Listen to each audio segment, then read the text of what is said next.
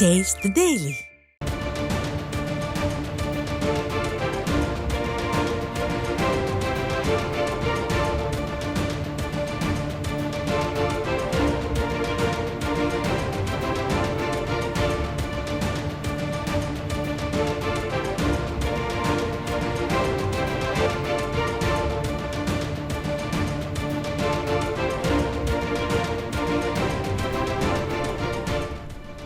March 1ஆம் தேதி பெரியகுளம் தொகுதியில் நடைபெறும் பொதுக்கூட்டத்தில் அதிமுக பொதுச் செயலாளர் எடப்பாடி கே பழனிசாமி பங்கேற்க உள்ளார்.